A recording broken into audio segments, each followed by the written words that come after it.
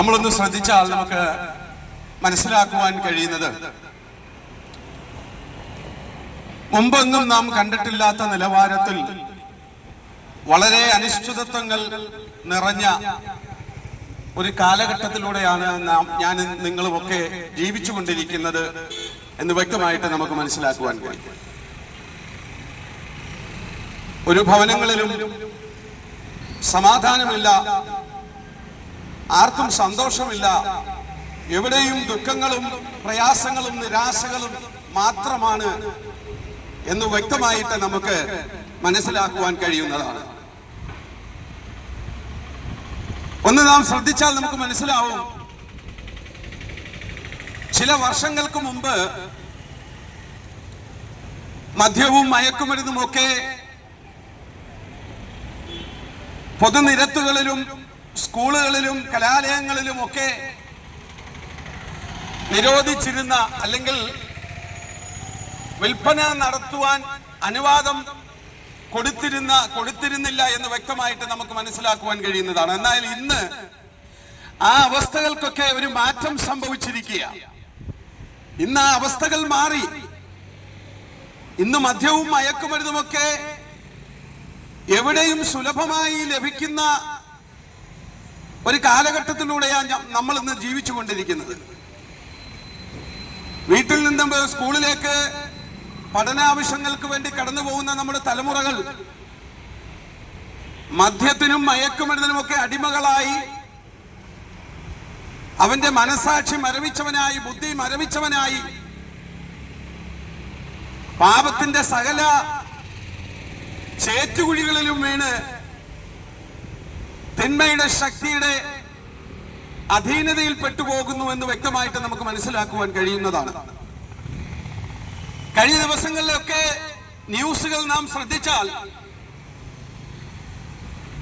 ചെറിയ കുഞ്ഞുങ്ങൾ പോലും മദ്യത്തിനും മയക്കുമരുന്നിനുമൊക്കെ അടിമയായിട്ട് അവരെ മാതാപിതാക്കളെ കൊല്ലുന്നു. മറ്റ് സഹജീവികളെ ഒരു മനുഷ്യനെന്ന് യാതൊരു വിലയും കൽപ്പിക്കാതെ കോഴിയെ കഴുത്തറുത്ത് തള്ളുന്നത് പോലെ കഴുത്തറുത്ത് തള്ളിക്കൊണ്ടിരിക്കുന്ന ഒരു നിലവാരത്തിലൂടെയാണ് ഇന്ന് ഈ കാലഘട്ടം മുന്നോട്ട് പോയിക്കൊണ്ടിരിക്കുന്നത് എന്ന് വേദനിപ്പിക്കുന്ന നഗ്നമായ സത്യം നമുക്ക് മനസ്സിലാക്കുവാൻ കഴിയും. പ്രിയമുള്ളവരെ, കഴിഞ്ഞ ദിവസം കൊല്ലം കുണ്ട്രയിൽ നടന്ന ഒരു കൊലപാതകം നിങ്ങൾ കേട്ടിട്ടുണ്ടാകും ന്യൂസിലൂടെ. 21 വയസ്സ് മാത്രം പ്രായമുള്ള ഒരു മകൻ സ്വന്തം അമ്മയെ കടാര വെച്ച് കുത്തി കൊലപ്പെടുത്തുന്ന ആ നിലവാരത്തിലേക്ക് ഇന്നത്തെ യുവതലമുറയുടെ ബുദ്ധിയെയും അവന്റെ ചിന്താമണ്ഡലങ്ങളെയും പിശാച് ഉപയോഗിച്ചു കൊണ്ടിരിക്കുന്നു, നിയന്ത്രിച്ചു കൊണ്ടിരിക്കുന്നു എന്നുള്ള വ്യക്തമായ സത്യം നമുക്ക് ഇതുപോലെയുള്ള വാർത്തകൾ നമ്മുടെ മുമ്പിൽ എത്തുമ്പോൾ നമുക്ക് മനസ്സിലാക്കുവാൻ കഴിയുന്നതാണ്. മാതാപിതാക്കളെ പോലും കൊല്ലുവാൻ മടി കാണിക്കാത്ത തലമുറകളുള്ള ഒരു കാലഘട്ടം. എന്തിനു പറയുന്നു, പ്രസവിച്ച മക്കളെ പോലും കൊല്ലുവാൻ വേണ്ടി മടിക്കാത്ത അമ്മമാരുള്ള ഒരു കാലഘട്ടം. ജന്മം കൊടുത്ത അപ്പനെയും അമ്മയെയും ആസിഡ് ഒഴിച്ചും കത്തി കൊണ്ട് കുത്തിക്കൊലപ്പെടുത്തിയും കയ്യിൽ കിട്ടുന്ന മാരക ആയുധങ്ങൾ ഉപയോഗിച്ച് അവരെ ഏത് നിലവാരത്തിലും തകർത്ത് കളയണമെന്ന് ആഗ്രഹിച്ചുകൊണ്ട് മുന്നോട്ട് പോകുന്ന യുവതലമുറകളുള്ള ഒരു കാലഘട്ടം. നമ്മുടെ വീട്ടിൽ നിന്ന് പഠനത്തിനു വേണ്ടി ജോലിക്ക് വേണ്ടിയൊക്കെ രാവിലെ വീട്ടിൽ നിന്ന് പുറത്തേക്ക് പോകുന്ന നമ്മുടെ തലമുറകൾ, നമ്മുടെ പ്രിയപ്പെട്ടവർ തിരികെ വീട്ടിലേക്ക് വരും എന്ന് വിശ്വസിക്കാൻ കഴിയാത്ത ഒരു കാലഘട്ടത്തിലൂടെയാണ് ഇന്ന് ഞാനും നിങ്ങളും ഒക്കെ ജീവിച്ചു കൊണ്ടിരിക്കുന്നത് എന്ന് വ്യക്തമായ നഗ്നമായ സത്യം നാം വിസ്മരിച്ചു കളയരുതെന്ന് ഞങ്ങൾ ഓർമ്മിപ്പിക്കുകയാണ്. എവിടെ നോക്കിയാലും അസ്വസ്ഥതകളും അക്രമങ്ങളും അരാജകത്വങ്ങളും, എവിടെ നോക്കിയാലും നിരാശകളും ഒക്കെയാണ് നമുക്ക് ഇന്ന് കാണുവാൻ കഴിയുന്നത്. പ്രിയമുള്ളവരെ, ഇതിന്റെയൊക്കെ കാരണം എന്താണെന്ന് ചോദിച്ചാൽ മദ്യവും മയക്കുമരുന്നും ഈ ലോക മനുഷ്യന്റെ ബുദ്ധിയെയും അവന്റെ ചിന്താമണ്ഡലങ്ങളെയും ഒക്കെ അധീനപ്പെടുത്തിയിരിക്കുന്നു.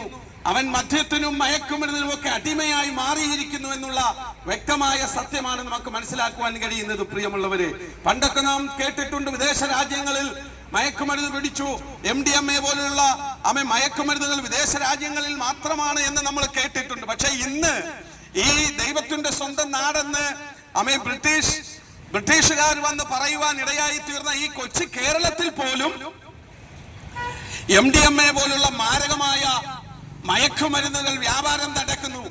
അത് ഇതിന്റെ ഉപയോഗം കൂടിക്കൂടി വരുന്നു എന്ന് വ്യക്തമായിട്ട് മനസ്സിലാക്കുവാൻ കഴിയുന്നതാണ്.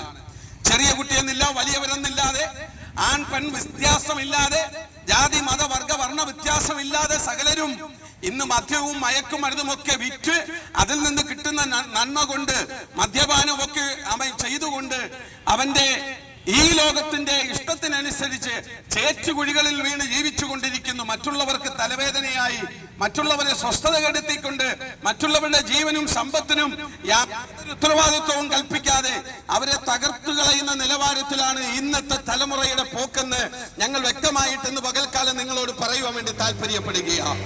നോക്കണമേ, സ്കൂളിൽ നിന്ന്, വീട്ടിൽ നിന്ന് ഏതെങ്കിലും ഡിഗ്രി എടുത്തുകൊണ്ട് പഠിക്കുവാൻ വേണ്ടി കടന്നു പോകുന്ന നമ്മുടെ പെൺകുഞ്ഞുങ്ങളെയൊക്കെ നാം ഒന്ന് ചിന്തിച്ച് ഓർത്തു നോക്കുക. മറ്റ് സംസ്ഥാനങ്ങളിൽ പോയി അല്ലെങ്കിൽ ഇന്ത്യക്ക് പുറത്തു പോയി പഠിക്കാൻ പോകുന്ന കുഞ്ഞുങ്ങൾ ഇന്ന് നാം ചിന്തിക്കാൻ പോലും കഴിയാത്ത നിലവാരത്തിൽ ആ കുഞ്ഞുങ്ങൾ അമ്മമാരായി മാറിക്കൊണ്ടിരിക്കുന്ന കാഴ്ചയാണ് നമുക്ക് കാണുവാൻ കഴിയുന്നത്. കഴിഞ്ഞ ദിവസങ്ങളിലെ വാർത്ത നാം ശ്രദ്ധിച്ചാൽ മനസ്സിലാക്കാവുന്നത്, ഒരു ഫ്ലാറ്റിന്റെ ജനലിലൂടെ ഒരു പ്രസവിച്ച അല്പം മണിക്കൂറുകൾ മാത്രം പ്രായമുള്ള ഒരു കുഞ്ഞിനെ അതിനെ കൊന്ന് കവറിനകത്താക്കി ജനലിലൂടെ എടുത്ത് തെരുവീതിയിലേക്ക് എറിഞ്ഞ ഒരു വാർത്ത ചില ദിവസങ്ങൾക്ക് മുമ്പ് നമുക്ക് കേൾക്കുവാൻ കഴിഞ്ഞു. ഇതൊക്കെ കൊണ്ടാണ് സംഭവിക്കുന്നത്.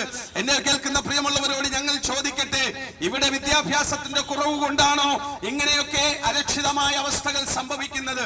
ഇവിടെ ഗുരുക്കന്മാരുടെ കുറവുള്ളത് കൊണ്ടാണോ? ഇവിടെ ഉസ്താദന്മാരുടെ കുറവുള്ളത് കൊണ്ടാണോ? ഇവിടെ പൂജാരിമാരുടെ കുറവുള്ളത് കൊണ്ടാണോ?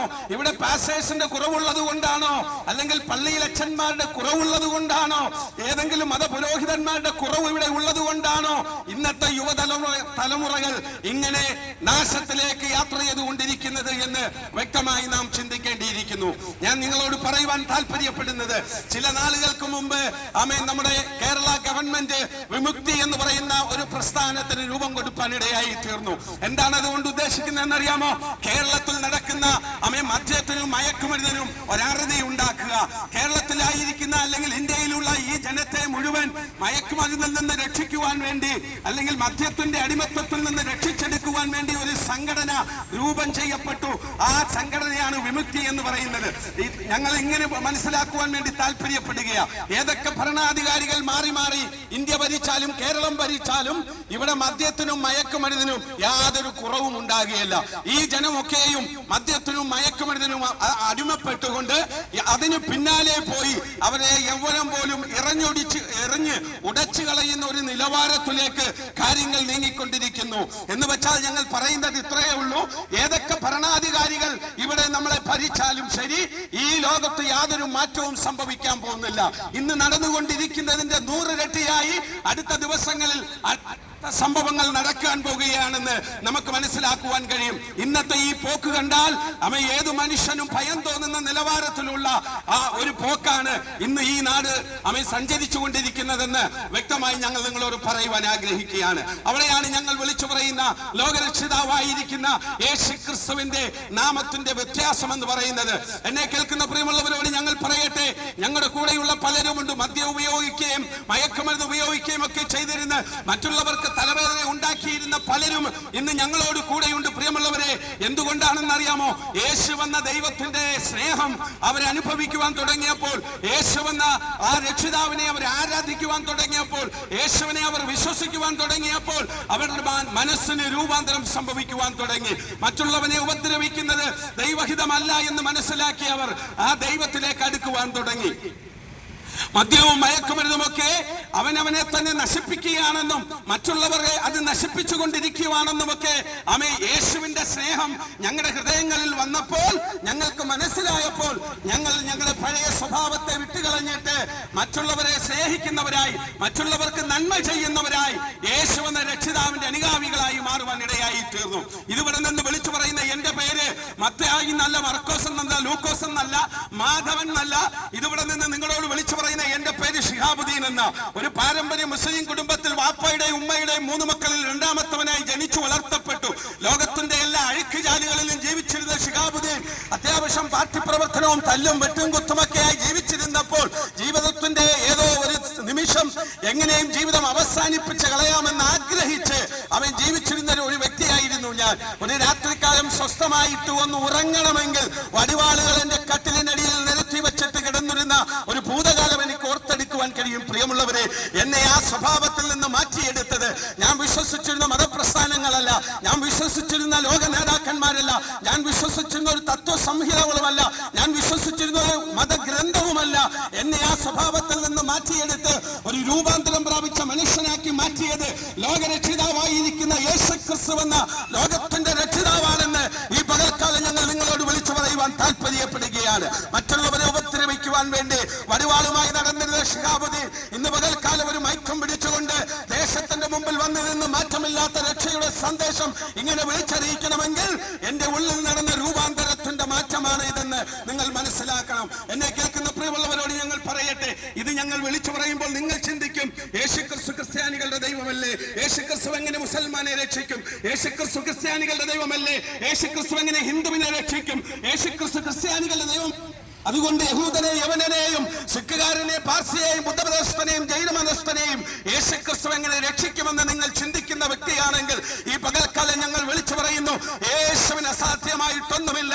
നിന്റെ ജീവിതത്തിൽ പ്രവർത്തിക്കുവാൻ വേണ്ടി യേശുവിന് ഒരു അവസരം നീ കൊടുക്കുമെങ്കിൽ നിന്റെ ഏത് പ്രശ്നത്തിനും മറുപടി തരുവാൻ കഴിയുന്ന ലോകത്തിന്റെ രക്ഷിതാവായിരിക്കുന്ന പ്രജാപതിയായിരിക്കുന്ന ഞാനാകുന്നവൻ ഞാനാകുന്നു എന്ന് അരുളി ചെയ്ത ആദ്യവും അന്ത്യവും ഞാനാണെന്ന് പറഞ്ഞ ഞാൻ ലോകത്തിന്റെ വെളിച്ചമാകുന്നു എന്ന് അവകാശപ്പെട്ട യേശുക്രിസ്തുവിൽ അല്ലാതെ ലോകമാനവ രാശിക്കൊരു രക്ഷയുമില്ല എന്ന് ഈ പകൽക്കാലം ഞങ്ങൾ നിങ്ങളോട് പറയുവാൻ താല്പര്യപ്പെടുകയാണ്.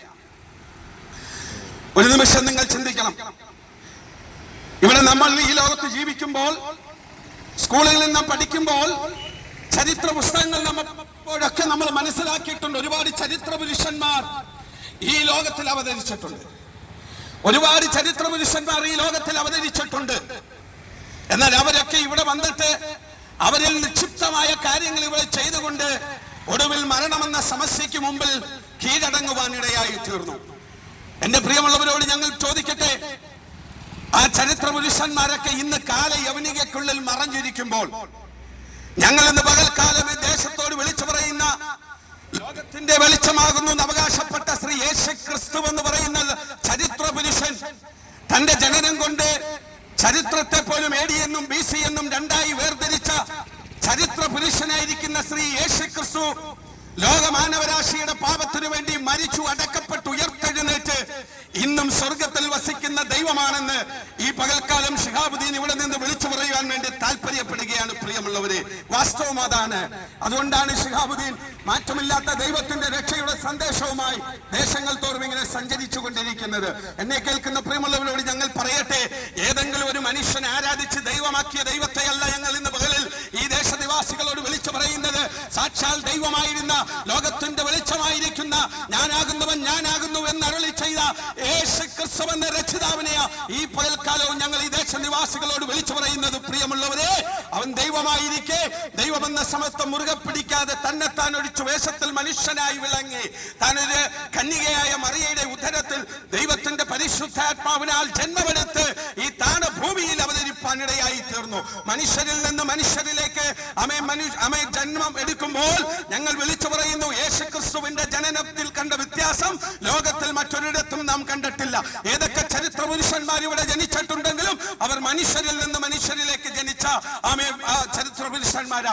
എന്നാൽ ഞങ്ങൾ ഇന്ന് പകൽക്കാലം ഈ ദേശനിവാസികളോട് വിളിച്ചു പറയുന്ന ചരിത്ര പുരുഷനുണ്ടല്ലോ, ലോകത്തിന്റെ രക്ഷകനുണ്ടല്ലോ, അവൻ പരിശുദ്ധാത്മാവിനാൽ കന്യകയുടെ ഉദരത്തിൽ ജന്മമെടുത്ത അവൻ രക്ഷിതാവായ ദൈവമാ.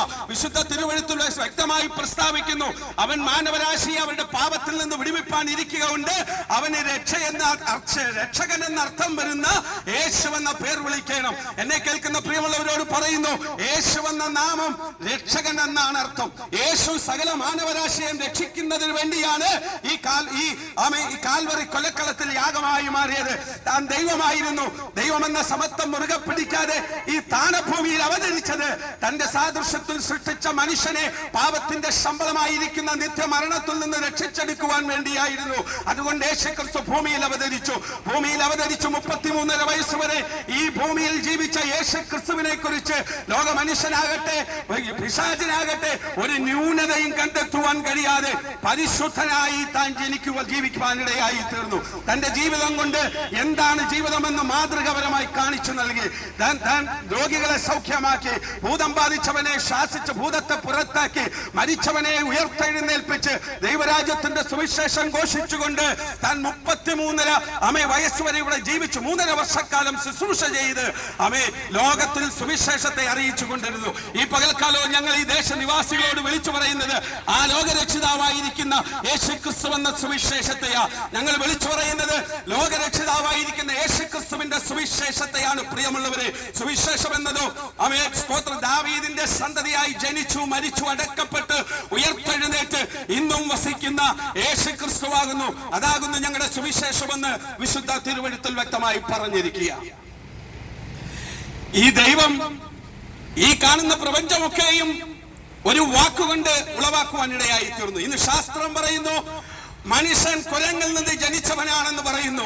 എന്നാൽ ഞങ്ങൾ പറയുന്നു ഞങ്ങൾ കുരങ്ങിൽ നിന്ന് ജനിച്ചവരാണെന്ന് ഞങ്ങൾക്ക് അവകാശപ്പെടാൻ താല്പര്യമില്ല, കഴിയത്തില്ല. കാരണം വിശുദ്ധ തിരുവെഴുത്ത് വ്യക്തമായി പറയുന്നത് മനുഷ്യനെ ദൈവം തന്റെ കരങ്ങൾ കൊണ്ട് മണ്ണിൽ നിന്ന് സൃഷ്ടിച്ചെടുത്തു എന്ന ആ തിരുവെഴുത്തിനെ ഖണ്ഡിച്ചു കളയുവാൻ കഴിയുന്ന ഒരു ശാസ്ത്രവും ഇന്നിവിടെ ഉണ്ടായിട്ടില്ല എന്ന് വ്യക്തമായി ഞങ്ങൾ നിങ്ങളോട് പറയുവാൻ താല്പര്യപ്പെടുകയാണ്. ഇവിടെ ഞാൻ ചോദിക്കാൻ താല്പര്യപ്പെടുന്നു, കുരങ്ങിൽ നിന്ന് ജനിച്ച ആരെങ്കിലും ഇന്നിവിടെ ജീവിച്ചിരിപ്പുണ്ടോ? ഉണ്ടെങ്കിൽ നിങ്ങൾക്ക് എന്റെ അരികിലേക്ക് വരാം.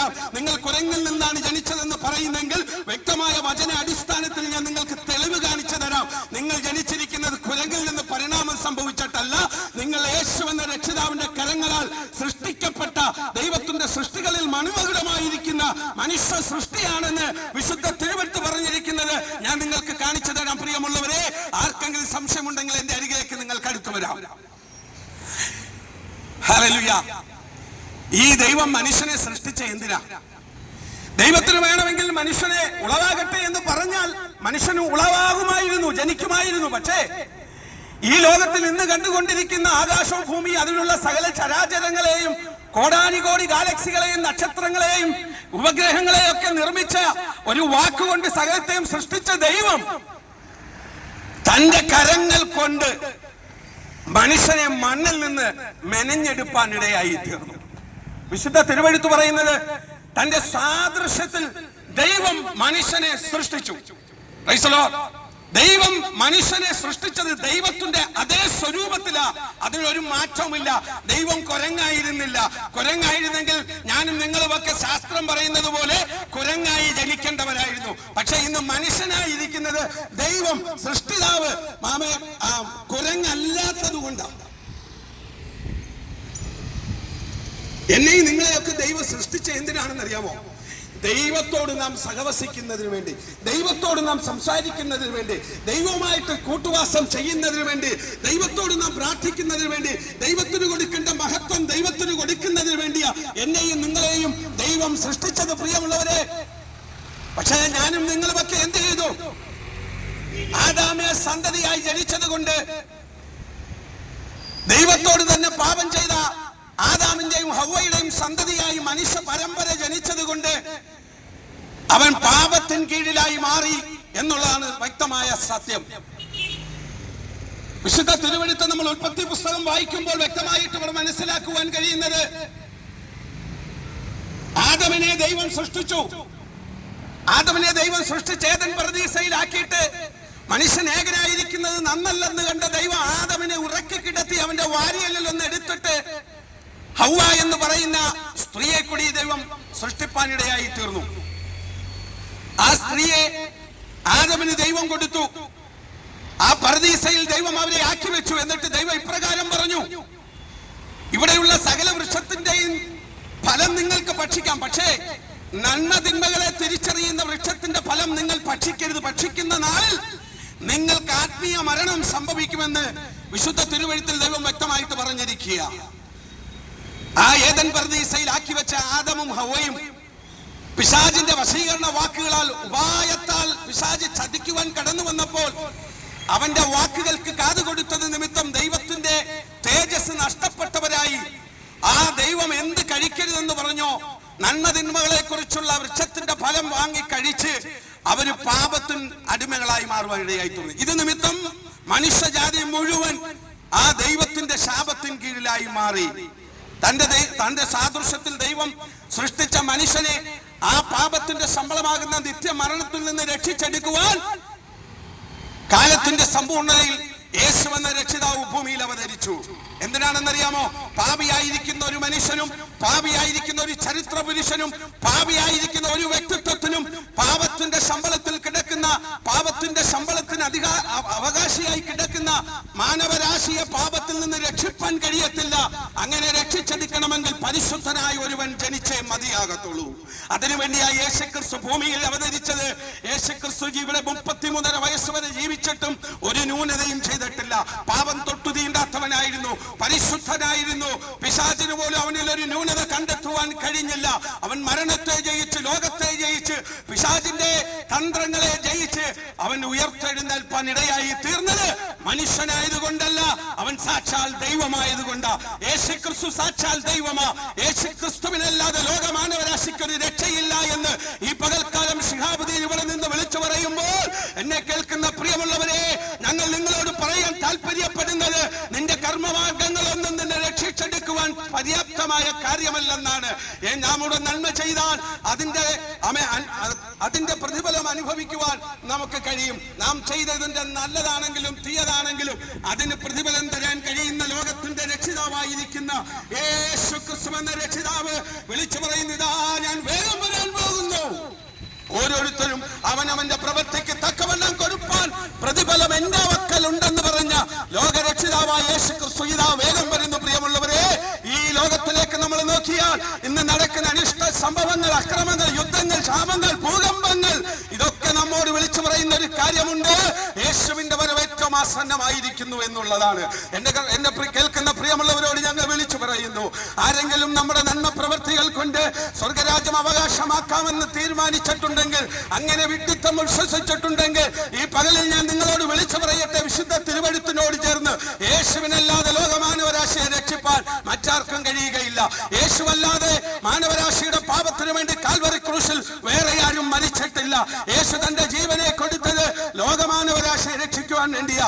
ഏതെങ്കിലും ക്രിസ്ത്യാനിയെ രക്ഷിക്കുവാനല്ല, ഏതെങ്കിലും മുസൽമാനെ രക്ഷിക്കുവാനല്ല, ഏതെങ്കിലും ഹിന്ദു സഹോദരങ്ങളെ രക്ഷിക്കുവാനല്ല, ബുദ്ധനെയും പാർസിയെയും രക്ഷിക്കുവാനല്ല, യഹൂദനെയും യവനനെയും രക്ഷിക്കുവാൻ വേണ്ടിയല്ല, സകല മാനവരാശിയെയും രക്ഷിക്കുവാൻ വേണ്ടി യേശു തന്റെ വിലയേറിയ ജീവനെ കാൽവറി കൊലക്കളത്തിൽ യാഗമാക്കി മാറ്റി.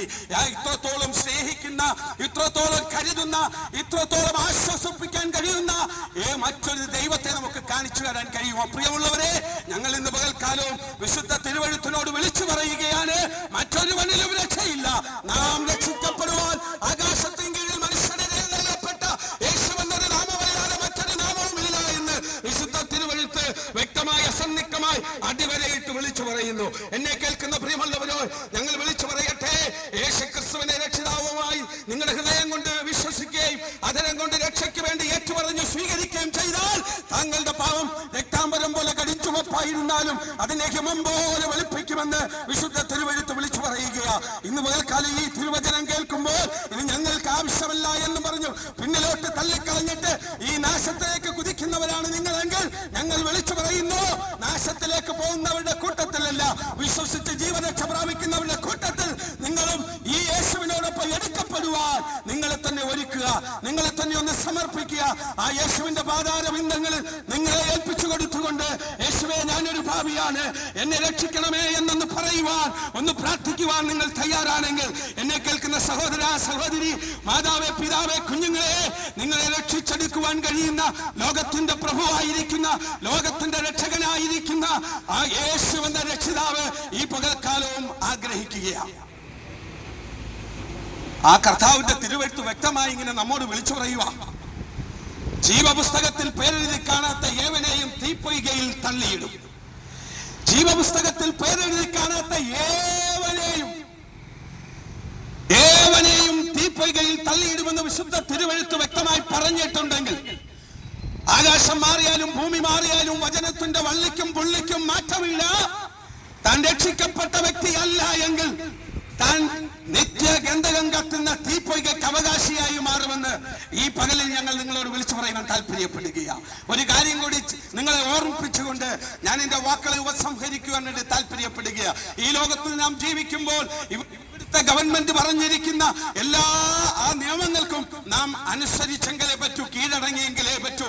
അല്ല എങ്കിൽ ഇവിടുത്തെ ഗവൺമെന്റ് അനുശാസിക്കുന്ന യാതൊരു ആനുകൂല്യങ്ങളും നമുക്ക് ലഭിക്കുകയില്ല എന്ന് എന്നെ കേൾക്കുന്ന പ്രിയമുള്ളവർ മനസ്സിലാക്കണം. ഇവിടെ നമുക്ക് ജീവിക്കണമെങ്കിൽ ആധാർ കാർഡ് വേണം, ഇവിടെ നമുക്ക് ജീവിക്കണമെങ്കിൽ വോട്ടേഴ്സ് ID വേണം, ഇവിടെ നമുക്ക് ജീവിക്കണമെങ്കിൽ റേഷനെങ്കിലും വാങ്ങണമെങ്കിൽ റേഷൻ കാർഡ് വേണം. ഇതൊക്കെ നാം ഇല്ലാതെ എങ്ങനെയെങ്കിലും ജീവിച്ചാൽ ഈ ലോകത്തിന്റെ ഈ ഇന്ത്യയുടെ എല്ലാ ആനുകൂല്യങ്ങളും നമുക്ക് ലഭിക്കുമെന്നാണ് നിങ്ങൾ വിശ്വസിക്കുന്നതെങ്കിൽ നിങ്ങളെ പോലെ മണ്ടന്മാരായിരിക്കുന്നവർ ഭൂലോകത്തിൽ വേറെ ആരുമില്ല എന്ന് ഞങ്ങൾ നിങ്ങളോട് വിളിച്ചു പറയാൻ താല്പര്യപ്പെടുകയാണ്. അങ്ങനെ മനുഷ്യന്റെ നിയമം ഇത്രമാത്രം ബലമുള്ളതാണെങ്കിൽ, ഇത്രമാത്രം ഉറപ്പുള്ളതാണെങ്കിൽ, ലോകത്തെ സൃഷ്ടിച്ച സകല ചരാചരങ്ങളുടെ ഉടയവനായിരിക്കുന്ന, പ്രപഞ്ചത്തെ സൃഷ്ടിച്ച, ആകാശവും ഭൂമിയും ഉണ്ടാക്കിയ, മാനവരാശിയെ സൃഷ്ടിച്ച ആ ദൈവത്തിന്റെ നിയമങ്ങൾക്ക് എത്രമാത്രം ഉറപ്പുണ്ടായിരിക്കുമെന്ന് എന്നെ കേൾക്കുന്ന പ്രിയമുള്ളവർ മനസ്സിലാക്കണമേ.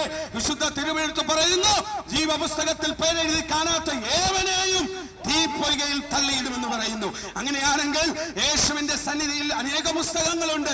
അതിലൊന്നാണ് ജീവന്റെ പുസ്തകം. ആ രക്ഷിക്കപ്പെടുന്ന വ്യക്തിയെ യേശു ദിനംപ്രതി സഭയോട് ചേർക്കുന്നു എന്ന് വിശുദ്ധ തിരുവെഴുത്ത് പറയുന്നു. അങ്ങനെയാണെങ്കിൽ ഇന്ന് പകൽക്കാലം യേശുവിനെ രക്ഷിതാവും ദൈവമായി സ്വീകരിക്കുന്ന ഒരു വ്യക്തിയുടെ പേര് ജീവന്റെ പുസ്തകത്തിൽ എഴുതപ്പെടുവാൻ ഇടയായി തീരും. എന്നെ കേൾക്കുന്ന പ്രിയമുള്ളവരോട് ഞങ്ങൾ പറയട്ടെ, ഇന്നോ നാളെയോ നാം മരണപ്പെടുന്നതെന്ന് നമുക്കറിയത്തില്ല. പ്രസംഗിക്കുന്ന ഞാനും പ്രസംഗം കേൾക്കുന്ന നിങ്ങളും ഏത് നിമിഷവും മരണമെന്ന കരാളഹസ്തത്തിന് അടിമകളായി മാറേണ്ടി വരുമെന്ന് വ്യക്തമായി ഞങ്ങൾ പറയുവാൻ ഓർപ്പിക്കുകയാണ്.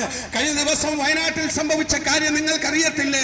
രാത്രിയിൽ ആഹാരം കഴിച്ച് കുഞ്ഞുങ്ങളോടും കുടുംബവുമായി ഒരുമിച്ച് ഉറങ്ങാൻ കിടന്ന അനേക സ്വപ്നങ്ങൾ കണ്ടുകൊണ്ട് ജീവിച്ചിരുന്ന ചില മനുഷ്യരെ ഒരു ദിവസം ഒന്ന് ഇരുട്ട് വെളുത്തപ്പോൾ അവർ മണ്ണിനടിയിൽ താണുപോയെങ്കിൽ ഒരെണ്ണത്തിനെ പോലും ശേഷിക്കാതെ സകലത്തെയും വെള്ളവും ചെളിയും അപകരിച്ചെടുത്തു കളഞ്ഞെങ്കിൽ എന്റെയും നിങ്ങളുടെയും ജീവൻ എന്ത് വിലയാണുള്ളതെന്ന് ഈ പകൽക്കാലം നിങ്ങളൊന്ന് ചിന്തിച്ചു നോക്ക് പ്രിയമുള്ളവരെ. ഏത് നിമിഷവും മരണമെന്ന രംഗബോധമില്ലാത്ത കോമാളി എന്നെയും നിങ്ങളെയും കടന്നു പിടിക്കും. നാളെ വരാമെന്ന് പറയാൻ കഴിയത്തില്ല, പിന്നീടാകട്ടെ എന്ന് പറയാൻ കഴിയത്തില്ല. നിന്റെ ജീവനെ ചോദിക്കുമ്പോൾ, നിന്റെ പ്രാണനെ ചോദിക്കുമ്പോൾ പിന്നെ തരാമെന്ന് പറയാൻ കഴിയത്തില്ല. ആ ദൈവത്തോടൊപ്പം പോകേണ്ടി വരും. അവിടെ ചെന്നു കഴിഞ്ഞാൽ മരണത്തിനപ്പുറം ഒരു ജീവിതമുണ്ട്. ആ ജീവിതത്തിലാണ് ന്യായവിധി നടക്കുന്നത്.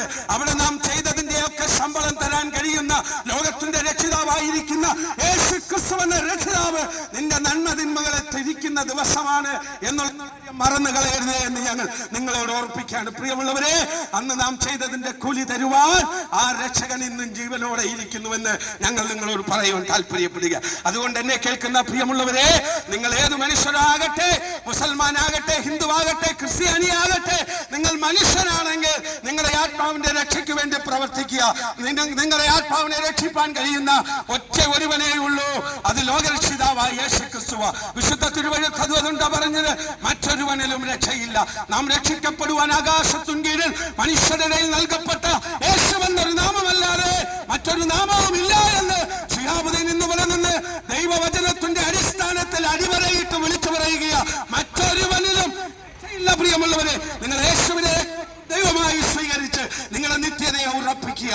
ഈ പകൽക്കാലം ഇത് വിളിച്ചു പറയുമ്പോൾ ഞങ്ങൾ ഭ്രാന്തുള്ളത് കൊണ്ടാണ് ഇത് പറയുന്നതെന്ന് ചിന്തിക്കല്ലേ.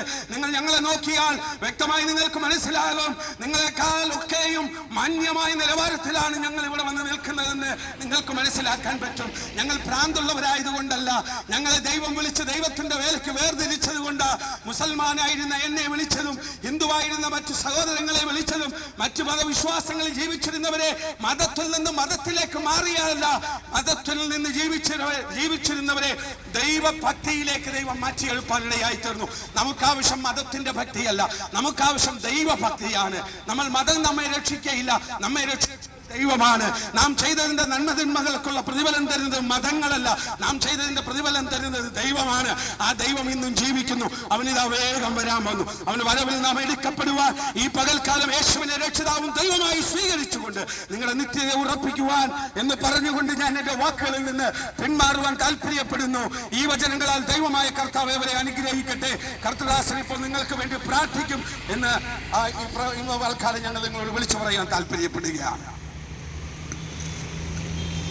ഒരു വാക്ക് ദേശത്തിന് വേണ്ടി നമുക്ക് പ്രാർത്ഥിക്കാം. പരിശുദ്ധ ദൈവമേ, കരുണയുള്ള കർത്താവേ, ഈ ദേശത്ത് കടന്നു വന്ന അങ്ങയുടെ മാറ്റമില്ലാത്ത തിരുവചനത്തെക്കുറിച്ചും മതത്തിന്റെ ചട്ടക്കൂടുകൾക്കകത്ത് തകർന്നുപോയ ജീവിതത്തിന്റെ അനുഭവങ്ങൾക്കകത്തുനിന്ന് തന്നെ വിടുവിച്ച പ്രിയ ശിഹാബുദ്ദീൻ ബ്രദറിന്റെ സാക്ഷ്യത്തെക്കുറിച്ചും ഈ ദേശത്തോട് വിളിച്ചു പറയുവാൻ സ്വർഗമടിയങ്ങളെ സഹായിച്ചല്ലോ.